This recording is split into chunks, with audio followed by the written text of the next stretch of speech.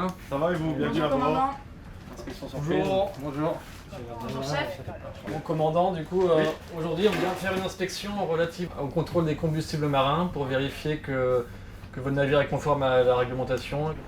Donc pour ce faire, on va faire un échantillon de combustible en machine. On verra avec le chef mécanicien pour s'organiser. Ok, bah, pas de problème, on va s'occuper de ça. Vous pouvez me montrer sur le diagramme où est-ce qu'on va prendre les points de prélèvement?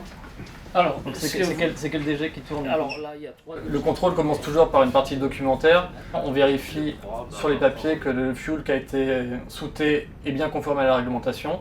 On le vérifiera in situ plus tard. Et on vérifie aussi que tous les papiers réglementaires, comme le journal des hydrocarbures, est correctement rempli. Et ensuite, on décale en salle machine avec le chef mécanicien pour faire un prélèvement sur un point qui a été validé par l'administration. Ces prélèvements sont envoyés en laboratoire pour analyse et vérifier que le carburant qui est utilisé à bord est bien conforme à la réglementation européenne, la directive 2016-802, qui stipule en Méditerranée. En mer, les navires ils ont le droit d'utiliser un carburant jusqu'à 0,5 taux de soufre et à quai un carburant à 0,1 taux de soufre pour le contrôle des pollutions de l'air et notamment des émissions de SOx. Donc, une fois qu'on est sorti du bateau, on a donné les bouteilles à analyser au laboratoire SGS. Quelques heures plus tard, on a eu le résultat avec une analyse qui est conforme. On s'occupe de normes environnementales, comme on a pu voir avec la pollution de l'air. Notre métier, il a deux volets principaux. On a tout d'abord tout ce qui va être contrôle du pavillon, c'est-à-dire des navires français. Et là, on va faire de la certification. Et ensuite, on a un deuxième volet qui est le contrôle par l'état du port, où on va contrôler les navires étrangers pour éviter d'avoir des navires sous normes qui viennent dans nos eaux. Ce qui est très intéressant dans notre métier et qui peut donner envie de venir, c'est que c'est un métier qui permet de faire beaucoup de terrain. On n'est pas tout le temps derrière un bureau. C'est aussi un métier qui permet de voyager pour aller voir nos navires français qui viennent jamais en France.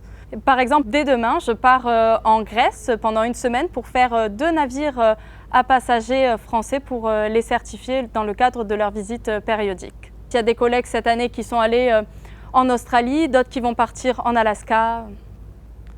Et donc dans le cadre de notre métier, on voit vraiment de tout type de navire. On va aller de la petite vedette de moins de 12 mètres jusqu'au très grand porte-container de presque 400 mètres. On fait aussi des vraquiers, des pétroliers, des navires à passagers. C'est vraiment un métier qui a du sens d'un point de vue environnemental, comme on l'a vu avec le contrôle des pollutions. C'est aussi un métier qui a du sens d'un point de vue sécurité. Et on va faire de l'exercice incendie, de l'exercice abandon, vérifier que tout fonctionne bien à bord des navires pour protéger les membres de l'équipage, mais aussi les passagers sur les navires à passagers. C'est également un métier qui permet de travailler ses relations humaines avec l'équipage parce qu'on a aussi tout un volet sur le droit du travail. C'est vrai qu'aujourd'hui, c'est un milieu qui est assez masculin, mais ce n'est pas un milieu qui est seulement masculin.